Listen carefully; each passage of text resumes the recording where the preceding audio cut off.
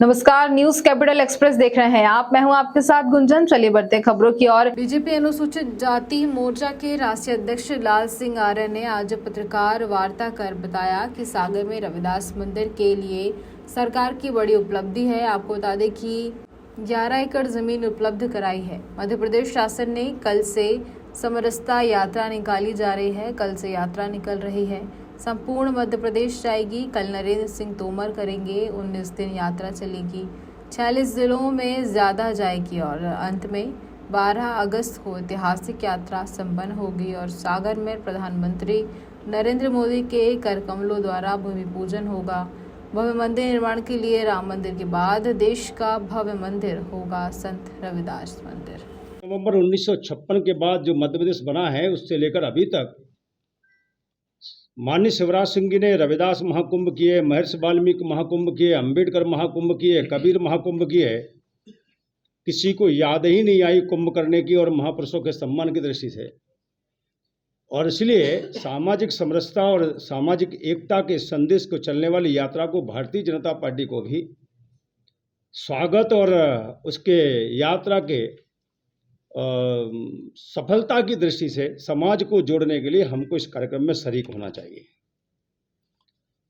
मध्य प्रदेश के 353 गांव से 53,000 गांव से एक मुट्ठी मिट्टी ये संग्रहण करने के लिए जो भी बॉक्स है, थैली है, वो जिलों तक पहुंचा दी गई है। वो जहां जनसंवाद होगा वहां वो मिट्टी रथ पर रखेंगे। 313 हमारे विकास खंड है। उस 313 विकास खंडों में आने वाली नदियों का जल भी कलश में संग्रहण करके या तो रथ पे रखा जाएगा या फिर रथ पर जो हमारा बड़ा एक कलश है उसमें वो जल का संग्रहण किया जाएगा। सागर में एक सांस्कृतिक कला केंद्र स्थापित हो। एक ऐतिहासिक काम ये हुआ है। रथ जो पांचों होंगे, उस रथ पर एक ध्वज होगा। उस रथ पर संत रविदास जी का एक बड़ा चित्र होगा। कल पार्टी के प्रदेश अध्यक्ष आदरणीय विष्णुदास शर्मा जी ने यहाँ भोपाल में रविदास मंदिर से पांचों स्थानों के रथों का पूजन ध्वज दिखाकर और चरण पादुकाओं का पूजन करके कल रवाना किया है। इसलिए हर रथ में चरण पादुकाएं भी रहेगी, कलश भी रहेगा, उनका चित्र भी रहेगा। पूरे मध्य प्रदेश में रविदास जी की जो सूक्तियां हैं, रविदास जी के जो वचन हैं, रविदास जी का जो जीवन वृत्त है, इसकी जानकारी के लिए भी एक फोल्डर वो रहेगा। वो सभी लोगों में वितरित हो, इस प्रकार की व्यवस्था है इस पूरे यात्रा में की जाएगी। 9 जिले इस यात्रा को पूरा करेंगे सागर पहुंचने से पहले।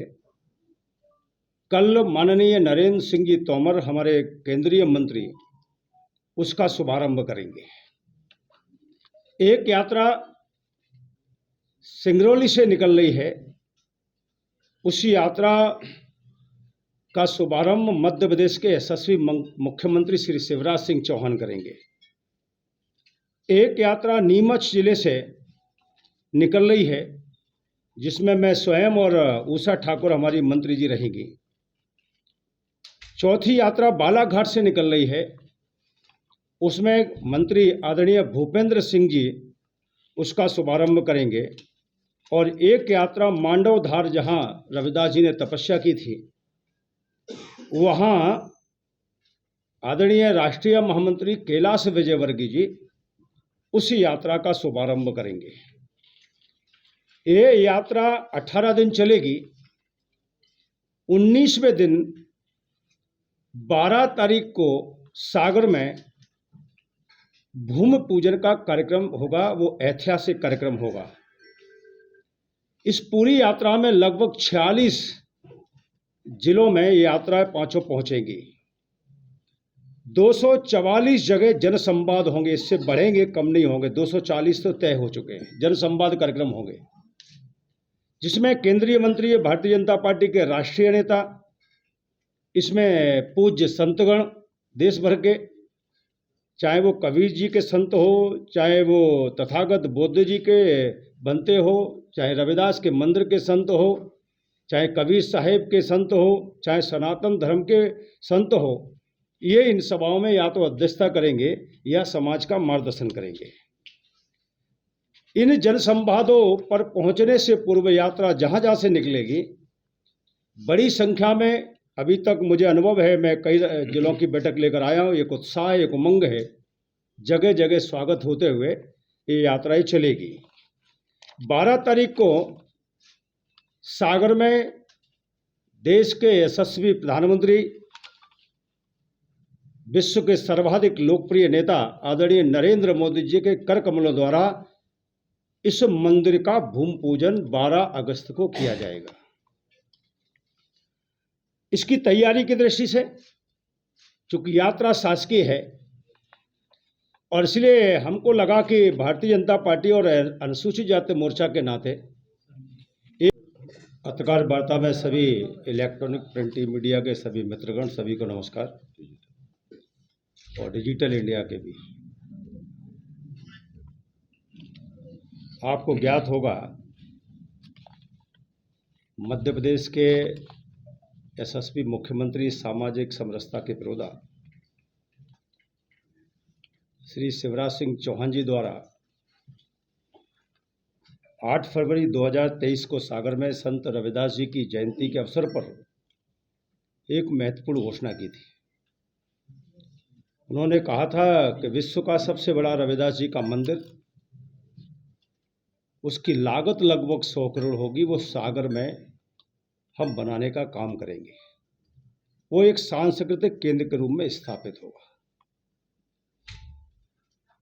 मुख्यमंत्री जी ने अपनी जो घोषणा की थी फरवरी में, उसके लिए बजट भी पास कर दिया और स्वीकृतियां भी दे दी, और बड़तुमा में, सागर में 11 एकड़ जमीन को भी अधिकृत करके मंदिर निर्माण के लिए रास्ता खोल दिया।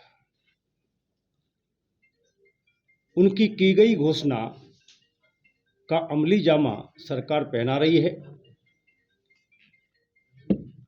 जैसे प्रभु राम का मंदिर के लिए पूरे देश में जन भावनाएं उससे जुड़े, ऐसा एक अभियान था। मध्य प्रदेश में भी सामाजिक समरसता के संत, कर्मयोगी संत, ऐसा चाहूँ राज में मिले सबन को अन्न, छोट बड़ो सब सम बसे रहे, दास रहे प्रसन्न, ऐसा राज की कल्पना करने वाले संत रविदास जी के मंदिर से सभी समाजों की भावना जुड़े। इस निमित्त शासन की